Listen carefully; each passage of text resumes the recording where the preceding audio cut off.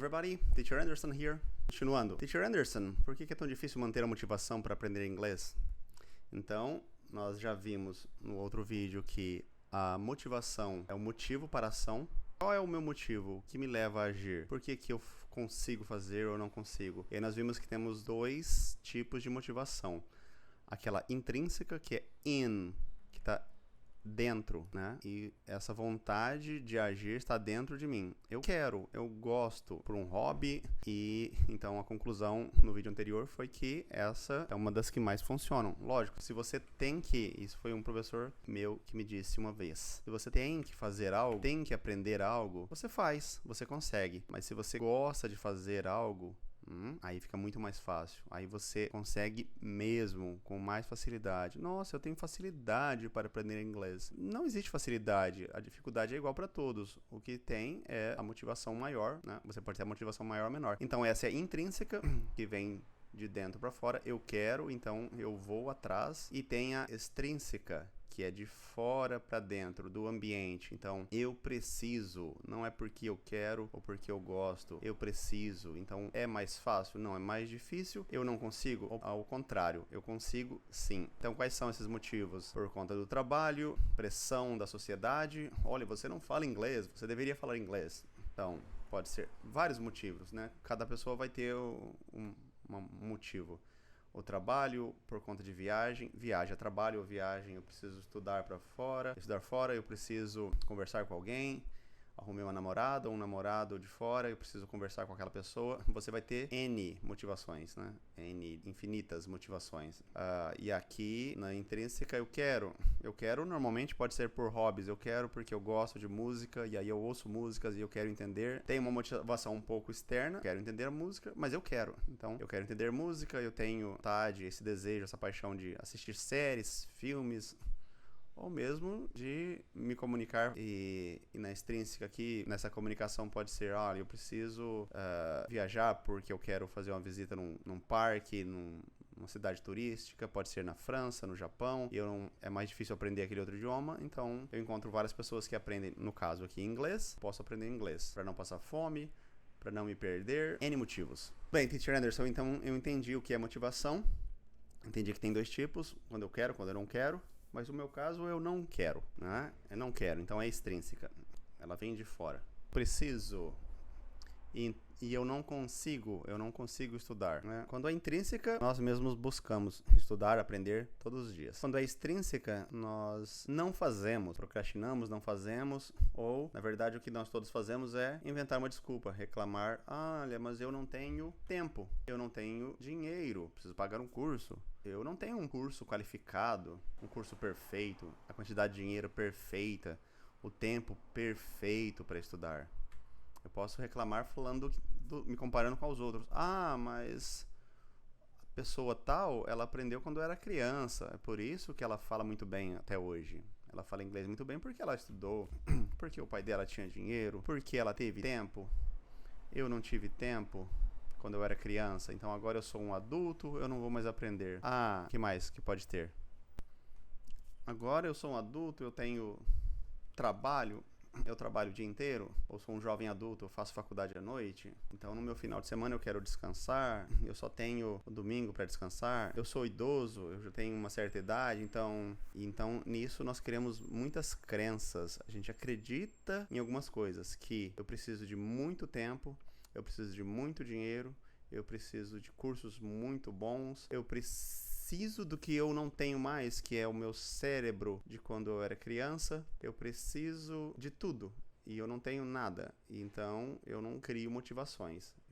Ou mesmo tendo uma motivação, eu vou até tentar por algumas vezes e vou desistir, né? Porque a motivação é muito fraca e as reclamações, as desculpas são muito fortes. Uma coisa interessante é a recompensa. Isso nos motiva bastante. Qual é a recompensa? Isso eu tenho que ter em mente e deixar anotado num recado, num papel, na minha agenda ou na parede, que eu vou olhar e vou lembrar disso. Qual é a minha recompensa? Eu vou viajar e vou conseguir conhecer os lugares que eu quero e vou interagir com as pessoas, não é?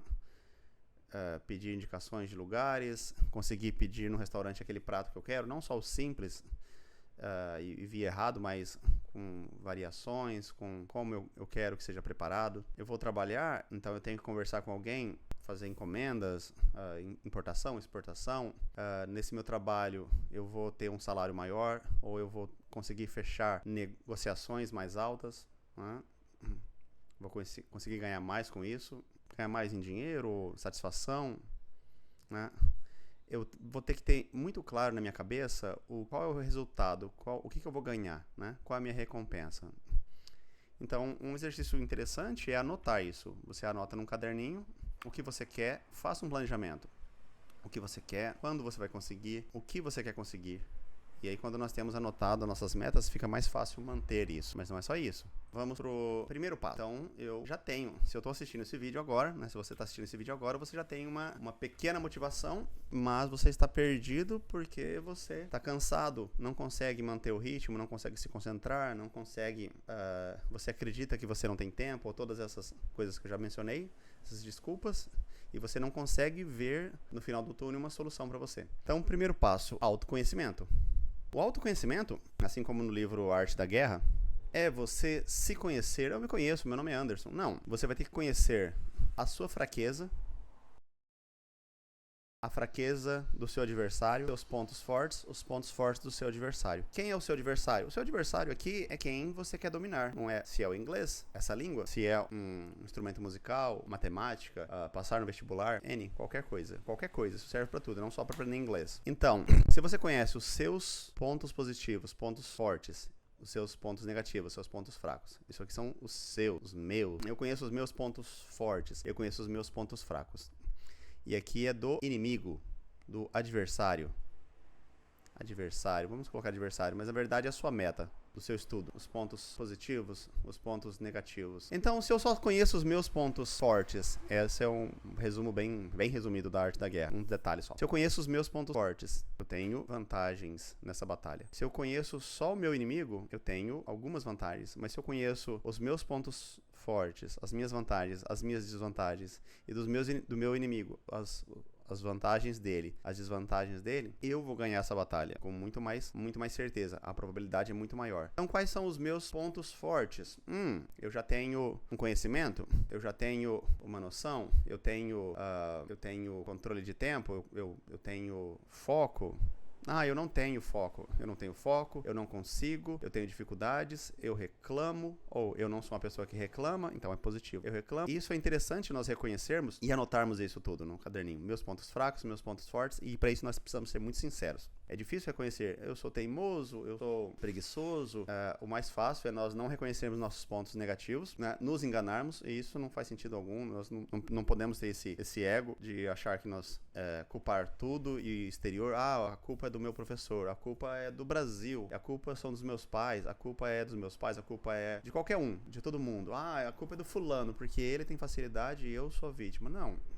Eu tenho que reconhecer. A partir do momento que eu reconheço minhas fraquezas, eu crio estratégias para melhorar isso, para trabalhar em cima das minhas fraquezas e transformá-las em pontos fortes. Quais são os pontos fortes, as vantagens do meu adversário? O que ele tem? Que em questão de língua é complicado isso, né? Mas eu posso pensar quais são as minhas fraquezas em relação a isso. O que isso se torna uma vantagem para mim e o que isso se torna uma dificuldade para mim. Então, alguns pontos de autoconhecimento. Eu posso... Então, qual é a minha meta? Qual é a minha meta no autoconhecimento? Eu vou entender o que está causando essa falta de motivação. Então, eu vou entender o que está causando essa falta de motivação e esse é o primeiro passo. Qual é a falta de motivação? É um medo de fracasso? Falta de tempo? Ou até mesmo uma falta de interesse percebida? Você percebe que você não tem interesse. Eu não tenho interesse algum. Segundo passo.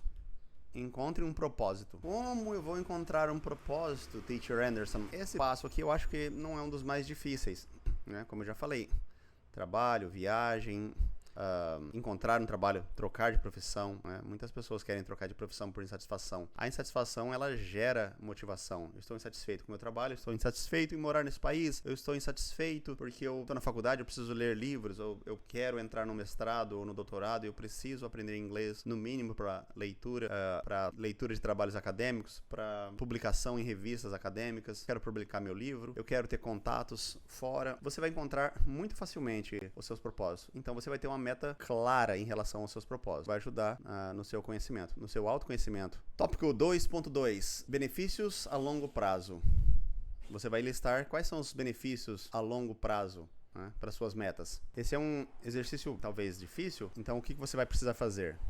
Quando você visualiza os benefícios a longo prazo, isso vai te ajudar a ter mais motivação. Então esse benefício pode ser, eu consegui o trabalho que eu almejava, eu estou ganhando mais, eu estou me comunicando com amigos de fora, namorado, namorada, marido, futuro marido, eu estou conseguindo morar, eu vou conseguir morar no país que eu quero, ou eu vou conseguir trabalhar no país que eu quero, eu vou conseguir entrar no meu mestrado, doutorado, pós-doc, eu vou conseguir entrar na minha faculdade, eu vou conseguir me comunicar na minha viagem, vou conseguir assistir os meus filmes sem legenda, vou conseguir ouvir músicas sem precisar ver a letra. E isso aqui, depois eu vou abrir um parênteses e vou falar em algum vídeo futuro sobre isso, da dificuldade que é ouvir música, mas é possível. Vamos lá para o tópico 3. Crie um ambiente propício com as subdivisões. Foco no espaço de estudo e na rotina. Então, métodos diversificados para estudo. Você vai utilizar abordagens diferentes. Cada dia, estudar uma coisa diferente. Gramática, vocabulário, diálogo, leitura, exercícios práticos. Mas eu tenho que estudar gramática? Não tem, mas facilita muito se você aprender. Teacher, mas eu não sei gramática em português.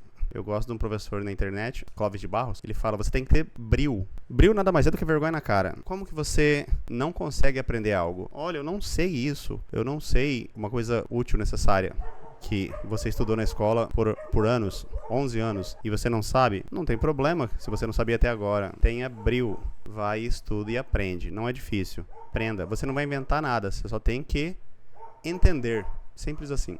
Estude um pouquinho de gramática num dia, estude vocabulário, depois eu vou fazer vídeos explicando como estudar cada tópico desse. Estude diálogos. O que são diálogos? Situações reais, de uso da fala, onde as pessoas, né, vão conversar, por exemplo, em restaurante, tem conversas em restaurante. Olha, eu gostaria de tomar um copo d'água, eu quero o filé, eu não quero isso, tá mal passado, eu quero mal passado, eu não quero bem passado, assim, assado, quente, frio, diálogos de hotel, eu fiz uma reserva, etc. Esses diálogos são muito bons, com áudio, tudo com áudio de preferência. Leitura e depois ouvir.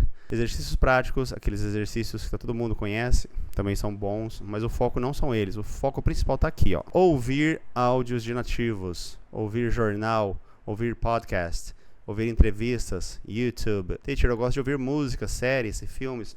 Tem que consumir conteúdo o máximo possível. O ideal é imergir, entrar nessa cultura, entrar no consumo de conteúdos. Mas não só filmes, séries e música, porque filmes, música são cantores, atores, então eles têm uma pronúncia diferenciada, não é? Com a dicção bem melhor. E enquanto em jornal, podcast, são pessoas reais falando.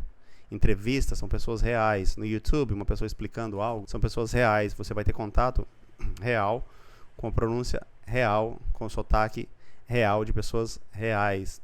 E não de atores, tá? Não de brasileiros falando inglês, né? Não que seja um problema. Você vai aprender de qualquer forma. Mas não pode ser só isso, tá? Então, aqui nesse finalzinho aqui, é exposição cultural. Então, de fato, eu aprendo. Assim, se eu só tiver exposição, ouvir áudios de nativos, jornal, podcast, entrevistas, YouTube, tudo sem legenda, tá? Nada com legenda. Se eu fizer isso, eu não vou aprender, de fato. Não vou aprender nada. Onde eu vou aprender? Eu vou aprender estudando gramática, vocabulário, diálogos, fazendo leituras, né? Fazendo aulas com meu professor no meu curso de inglês, sendo autodidata, usando dicionários, usando traduções ou sem traduções, mas uma abordagem que segue um método que começa do mais fácil e vai subindo o degrauzinho até o mais difícil. Porque quando eu pego a exposição cultural aqui, real, não tem fácil, é só difícil, tá? É só nativo, fluente. E mesmo assim eu vou continuar ouvindo, sim. Porque enquanto você está subindo o degrauzinho aqui, estudando gramática, vocabulário, diálogos, né? Livros, você está subindo um degrauzinho, está aprendendo Aqui você, por enquanto, vai ouvir não para aprender algo novo, mas você vai aprender. Mas o foco nem é aprender. O foco é você se acostumar seu ouvido com sons reais, pronúncia, entonação, cadência da fala, para depois você não ficar falando assim, gaguejando, né? Porque acontece, é muito comum, tá? Isso é comum pra caramba. Porque se você não tem esse contato, você passa a ter uma visão deturpada por algum motivo de como nós devemos conversar, como devemos falar. Então eu vou parar o vídeo por aqui. O vídeo anterior e esse foi baseado na pergunta: Teacher Anderson, por que é tão difícil manter a motivação para aprender inglês? Então eu expliquei o que é motivação e como superar essas dificuldades para você conseguir ter uma evolução melhor nos seus estudos de idioma, de inglês, ou qualquer que seja a sua meta, ou que você esteja aprendendo. Então, eu aceito comentários, perguntas, and bye bye. See you.